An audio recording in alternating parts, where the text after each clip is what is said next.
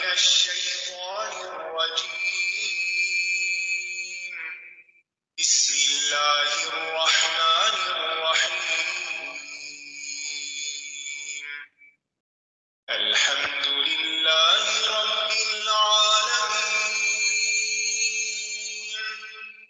الرحمن الرحيم مالك يوم الدين إياك نعبد وإياك نستعين اهدنا الصراط المستقيم صراط الذين أنعمت عليهم غير المغضوب عليهم ولا الضالين.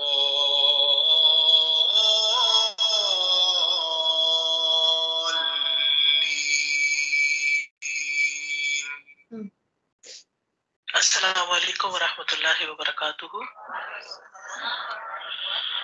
نحمده ونصلي على رسوله الكريم اما بعد فاعوذ بالله من الشيطان الرجيم بسم الله الرحمن الرحيم رب اشرح لي صدري ويسر لي امري واحلل عقدة من لساني يفقهوا قولي. كتاب انزلناه اليك مبارك ليدبروا آياته وليتذكر اولو الالباب. جو کتاب ہم نے آپ کی طرف نازل کی ہے بڑی برکت والی ہے تاکہ لوگ اس کی آیات میں غور و فکر کریں. یہ ہے مقصد کتاب کے نازل کیے جانے کا. کتاب مبارک ہے، کس لیے آئی ہے؟ کہ ہم اس کی آیات میں غور و فکر کریں. وَلِيَتَذَكَّرَ أُولُو الْأَلْبَابِ، اور اہل عقل اس سے سبق حاصل کریں. تو قرآن مجید غور و فکر اور سبق حاصل کرنے کے لیے آیا ہے. اور پھر غور و فکر اور سبق حاصل کرنے کا مقصد کیا ہے؟ کہ ہم اس پر عمل کریں. لہٰذا ہم سب یہاں مل بیٹھ کر قرآن مجید پر غور و فکر کر رہے ہوتے ہیں، اس کے معنی جان کر، اس کی ڈیپتھ میں جا کے، اس کو سن کر، اس کی تفسیر جان کے، اور پھر یہاں سے جب ہم نکلتے ہیں تو تدبر کا، غور و فکر کا یہ عمل جاری رکھتے ہیں اور پھر اس پر عمل بھی کرتے ہیں. ہماری نیت یہی ہونی چاہیے. یہاں آنے کا مقصد سیکھنا اور باہر جا کر اس پر عمل کرنا. ایسے ہی لوگ عقل مند ہیں. وَلِيَتَذَكَّرَ أُولُو الْأَلْبَابِ، عقل والے سے نصیحت لیتے ہیں. تو ایک ہوتا ہے عاقل اور ایک ہوتا ہے جاہل. عاقل وہ ہوتا ہے جو کسی بات کو سن کر سمجھ کر پھر اس کے مطابق اپنی زندگی بدلتا ہے، اور جاہل وہ ہوتا ہے جو نہ سنتا ہے نہ سمجھتا ہے اور جیسے کا تیسا رہتا ہے. جیسے ایک گدھا ہوتا ہے نا، گدھا عاقل ہے. گدھا کس چیز کی مثال ہے؟ بے وقوفی کی. اور قرآن مجید میں ایسے لوگوں کی مثال دی گئی ہے کہ جو کتاب پڑھتے ہیں لیکن پھر اس پر عمل نہیں کرتے، تو وہ ایسے جیسے اپنے اوپر بوجھ لاتے چلے جا رہے ہیں. یہ ایک نہایت معزز عمل ہے. یہ کام اللہ سبحانہ تعالیٰ کے نزدیک بہت پسندیدہ کام ہے. ٹھیک ہے. سفیان الثوری جو ایک محدث تھے، احادیث روایت کیا کرتے تھے، وہ کہنے لگے کاش کہ میں خود کو صرف قرآن تک محدود رکھتا، یعنی زیادہ سے زیادہ قرآن مجید کے اندر غور و فکر کرتا.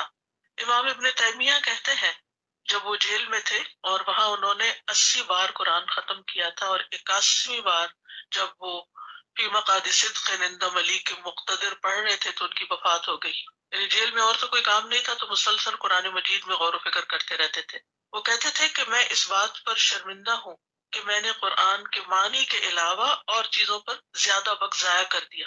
یعنی قرآن کے معنی کے علاوہ اور چیزوں کو زیادہ توجہ دیتی. مجھے اسی پر اور زیادہ محنت کرنی چاہیے. ابھی ہمارے پاس وقت ہے نا، ابھی اللہ نے زندگی دی ہے، ایک دن اور دے دیا، ایک موقع اور دے دیا، ایک دفعہ پڑھنے کے بعد ایک اور دفعہ پڑھنے کا موقع دے دیا. تو اس کو معمولی سعادت نہ سمجھے، اس کو اللہ سبحانہ تعالیٰ کی طرف سے بہت بڑی رحمت سمجھے کہ اس نے ہمیں یہ موقع عطا کیا ہے اور اس سے بھرپور فائدہ اٹھانا ہے. اس کام کو کوئی سیکنڈری کام سمجھ کے نہیں کرنا بلکہ اپنی پرائرٹیز میں رکھنا ہے. تو آئیے ہم سورۃ الفاتحہ کی طرف دوبارہ چلتے ہیں. بسم اللہ الرحمن الرحیم.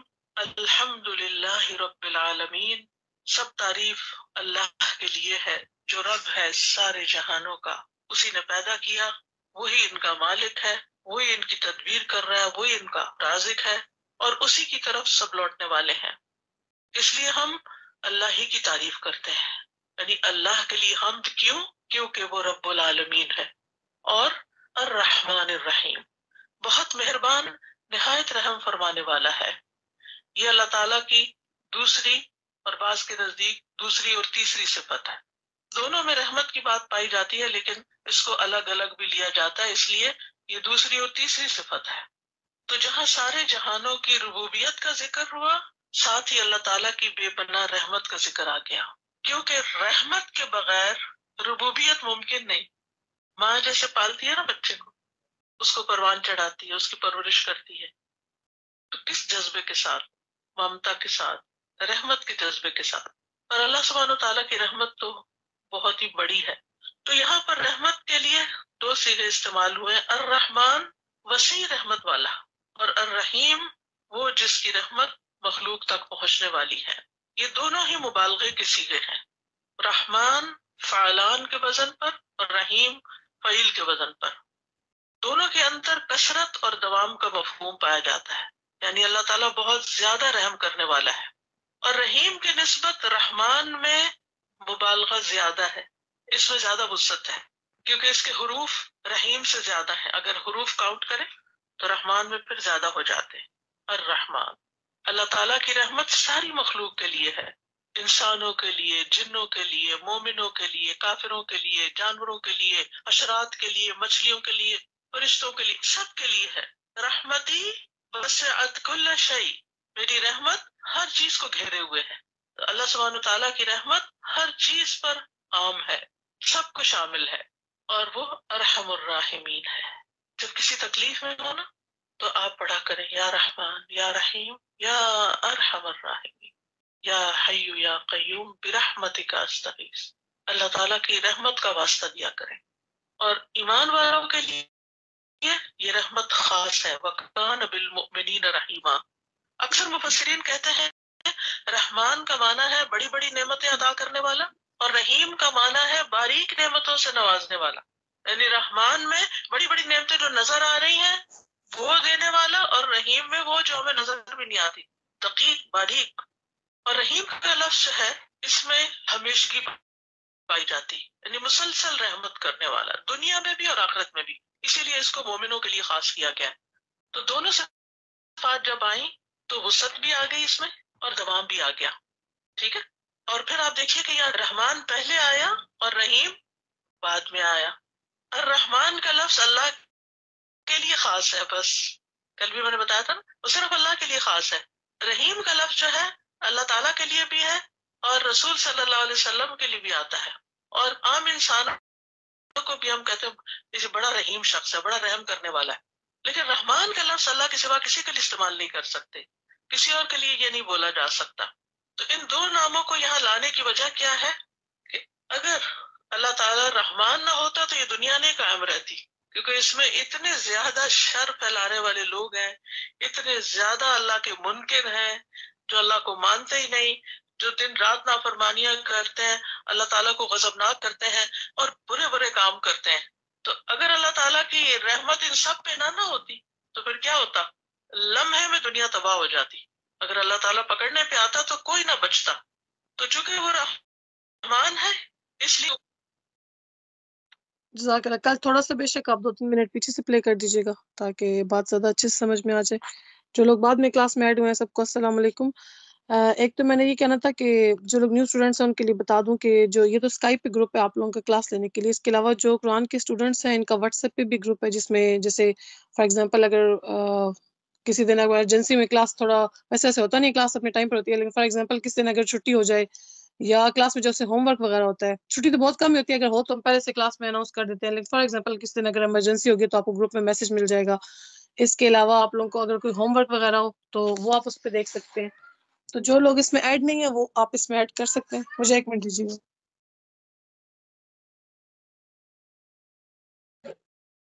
کبھی کسی اور کے تو وہ ویسے سینڈ کرتی رہتی ہیں، جس کے پاس بھی ٹائم ہو وہ آپ کر لیں۔ اور اس کے علاوہ اس میں صرف ایڈمنس جو ہے وہ میسج بھیج سکتے ہیں 3 لوگ اس گروپ میں۔ اس کی وجہ یہ ہے کہ تاکہ سب لوگ گروپ میں میسیجز نہیں بھیجیں، اس سے کیا ہوتا ہے کہ پھر جیسے شروع میں بھی یہ مسئلہ ہوتا ہے کہ گروپ میں بہت زیادہ میسیجز ہو جاتے ہیں، ٹھیک ہے، تو بیسیکلی صرف قرآن کلاس کے پرپس کے لیے، یا اگر جیسے کلاس سے ریلیٹڈ یا کوئی اسلامک آڈیو وغیرہ ہو تو وہ کلاس میں، لیکن وہ صرف ایڈمن بھیجتی ہیں، باقی لوگ نہیں بھیجتے. تو آپ لوگ اس چیز سے نہ ڈریں کہ میرے پاس بہت زیادہ جو ہے وہ میسیجز ہو جائیں گے اور میری میموری جو ہے وہ فل ہو جائے گی. تو باقی اس کے علاوہ جو عربک لینگویج کا گروپ ہے گرامر کا، ایک سیکنڈ،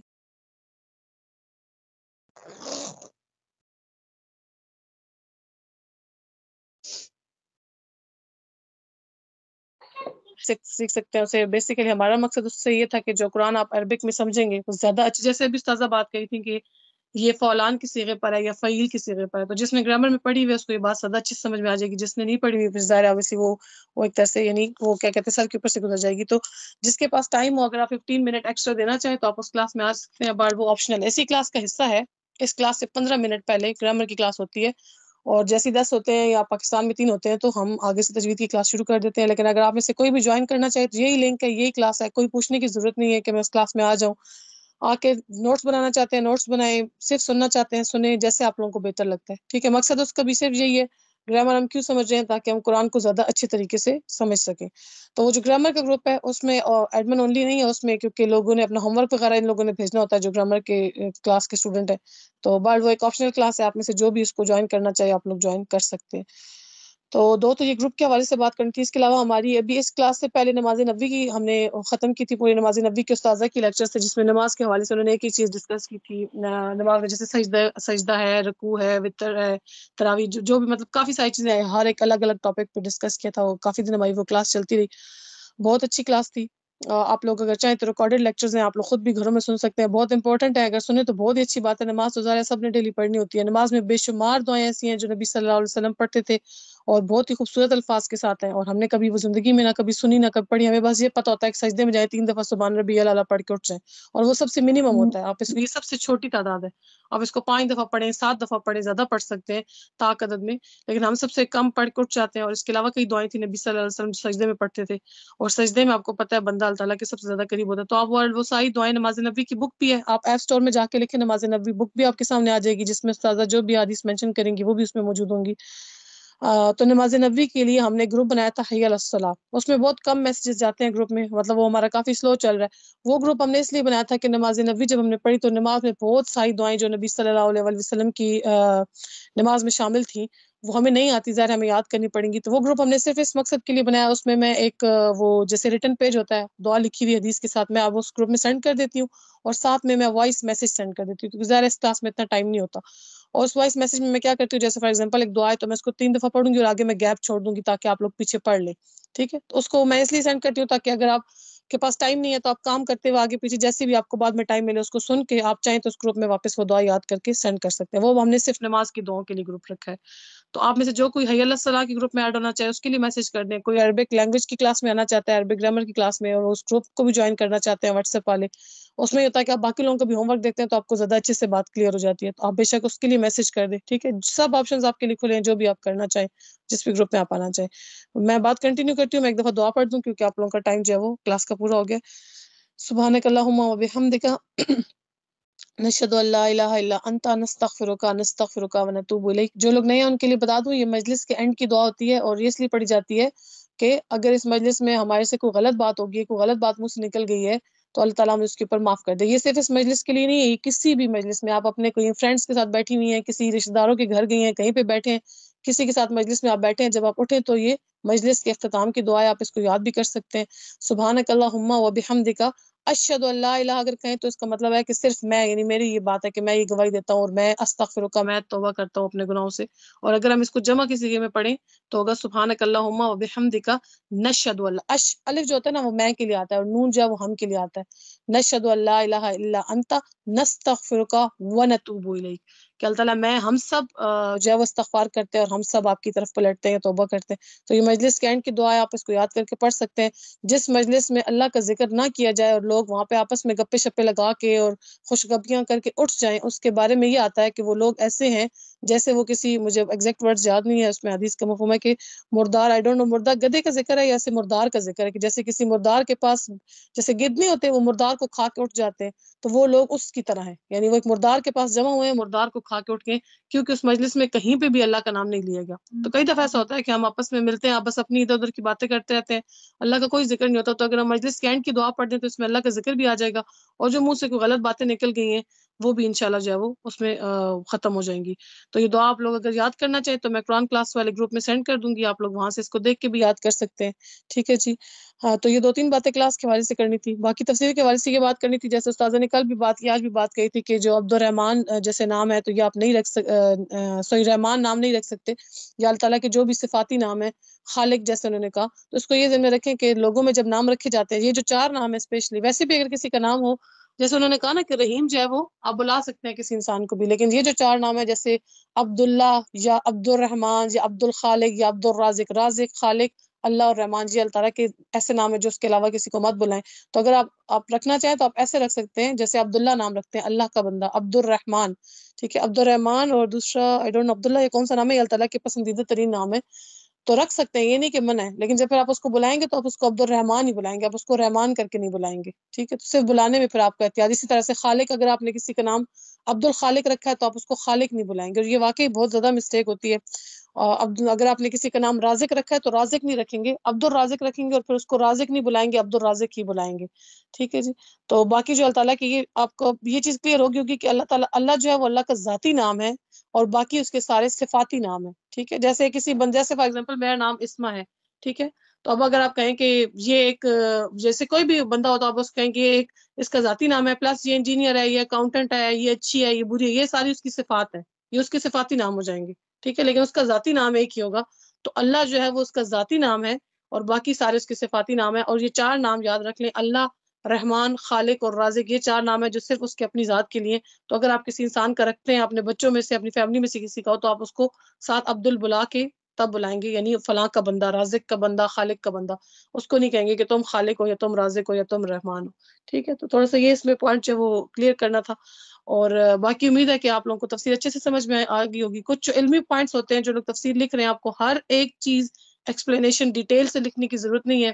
کچھ علمی پوائنٹس ہوتے ہیں، اس کو آپ ہائی لائٹ کر کے لکھ سکتے ہیں. جیسے فار ایگزامپل انہوں نے جب بتایا رب العالمین، تو رب کا مطلب بتایا. رب کون ہوتا ہے؟ پالنے والا، پرورش کرنے والا. ٹھیک ہے، آئی تھنک ذرے سے کمال تک پہنچانے والا، یہ بھی آتا ہے اس کی میننگ میں.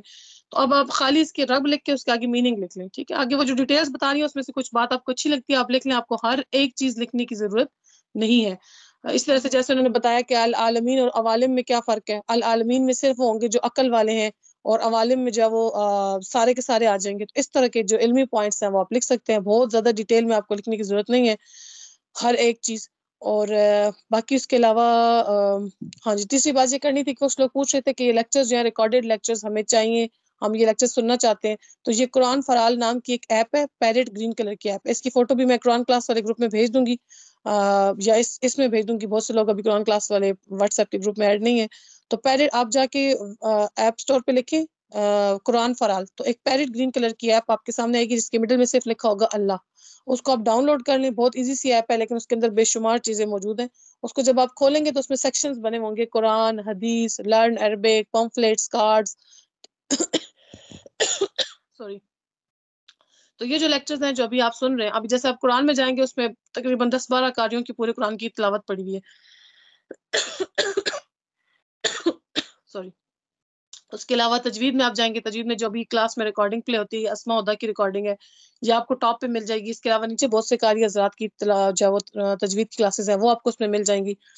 تو یہ جو اگر آپ کے لیکچرز آپ سننا چاہیں تو آپ اس کو جب ایپ کو ڈاؤن لوڈ کر دیں گے، پہلا اس میں سیکشن ہے قرآن کا. آپ قرآن میں جائیں گے، قرآن میں جا کے آپ تجوید میں یا تلاوت میں نہیں جائیں گے، آپ تفسیر میں جائیں گے. تفسیر میں آگے جائیں گے تو لکھا ہوگا بریف یا ڈیٹیلڈ، تو آپ ڈیٹیلڈ میں جائیں گے. ٹھیک ہے، ڈیٹیلڈ میں جب آپ جائیں گے، یہی تفسیر 2005 کی بھی پڑھی ہوئی ہے، اس سے پیچھے کی بھی پڑھی ہوئی ہے. ہم لوگ ابھی جو پلے کر رہے ہیں وہ لیٹسٹ سب سے نیچے اینڈ پہ آپ کو ملے گی. آئی تھنک 2022 کی تفسیر ہے یہ والی جو ابھی ہم کلاس میں پلے کر رہے ہیں. تو اگر آپ کو کلاس میں لیکچر مس ہو گیا ہے یا آپ کچھ دوبارہ سننا چاہتے ہیں، اس میں سے کچھ لکھنا چاہتے ہیں، تو آپ یہ ایپ ڈاؤن لوڈ کر کے قرآن کے سیکشن میں جائیں گے، تفسیر میں جائیں گے، آگے ڈیٹیل تفسیر میں جائیں گے، اور آگے 2022 کے لیکچرز ہیں آپ اس میں سے جا کے سن سکتے ہیں. اور اگر آپ نے تجوید کی جو کلاس میں تجوید پلے کیا، اگر آپ اس کو ٹھیک کرنا چاہتے ہیں تو آپ اسی ایپ میں وہی قرآن کے سیکشن میں جائیں گے، اور تفسیر کے بجائے آپ تجوید میں چلے جائیں. تجوید میں آگے اسماء ہدا کی ریکارڈنگز پڑھی ہیں، جب آپ کھولیں گے آگے ہر چیز کلیئر ہے.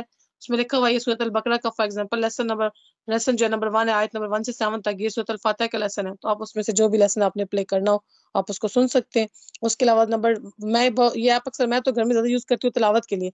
इसमें सारे कारी हज़रात की तिलावत जो है वो मौजूद है, कारी मशारी की है, कारी हुज़ैफ़ी की है, बहुत सारे कारियों की, तो आप तिलावत अगर सुनना चाहें अपनी तजवीद दुरुस्त करने के लिए या वैसे सुनने के लिए तो आप वो उसमें से प्ले कर सकते हैं।